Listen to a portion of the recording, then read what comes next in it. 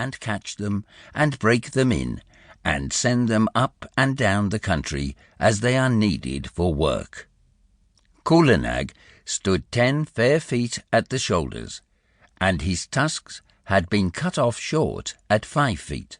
and bound round the ends to prevent them splitting with bands of copper. But he could do more with those stumps than any untrained elephant could do with the real sharpened ones. When, after weeks and weeks of cautious driving of scattered elephants across the hills, the 40 or 50 wild monsters were driven into the last stockade, and the big drop gate, made of tree trunks lashed together. Jarred down behind them, Kala Nag, at the word of command, would go into that flaring, trumpeting pandemonium, generally at night, when the flicker of the torches made it difficult to judge distances, and, picking out the biggest and wildest tusker of the mob, would hammer him and hustle him into quiet, while the men on the backs of the other elephants roped and tied the smaller ones. There was nothing in the way of fighting that Kala Nag, the old wise black snake, did not know, for he had stood up more than once in his time to the charge of the wounded tiger, and the curling up his soft trunk to be out of harm's way had knocked the springing brute sideways in mid-air with a quick sickle cut of his head, that he had invented all by himself, had knocked him over and kneeled upon him with his huge knees till the life went out with a gasp and a howl, and there was only a fluffy striped thing on the ground for Kala Nag to pull by the tail. "Yes," said big Toomai, his driver, the son of Black Toomai, who had taken him to Abyssinia, and grandson of Toomai of the elephants, who had seen him caught. "There is nothing that the black snake fears except me. He has seen 3 generations of us feed him and groom him, and he will live to see 4. "He is afraid of me also," said little Toomai, standing up to his full height of 4 feet, with only one rag upon him.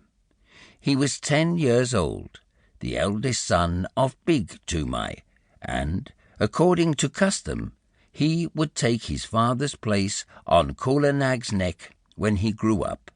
and would handle the heavy iron ankus, the elephant goad that had been worn smooth by his father and his grandfather and his great-grandfather.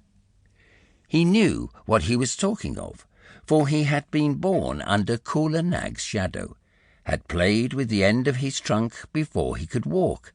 had taken him down to water as soon as he could walk, and Kala Nag would no more have dreamed of disobeying his shrill little orders than he would have dreamed of killing him on that day when big Toomai carried the little brown baby under Kala Nag's tusks and told him to salute his master that was to be. "Yes," said little Toomai, "he is afraid of me," and he took long strides up to Kala Nag, called him a fat old pig, and made him lift up his feet one after the other. "Wah!" said little Toomai, "thou art a big elephant," and he wagged his fluffy head, quoting his father. "The government may pay for elephants, but they belong to us mahouts. When thou art old, Kala Nag, there will come some rich Raja, and he will buy thee from the government on account of thy size and thy manners, and then thou wilt have nothing to do but to carry gold earrings in thy ears, and a gold howdah on thy back, and a red cloth covered with gold on thy sides, and walk at the head of the processions of the king. Then I shall sit on thy neck, O Kala Nag, with a silver ankus, and men will run before us with golden sticks, crying, 'Room for the king's elephant.'"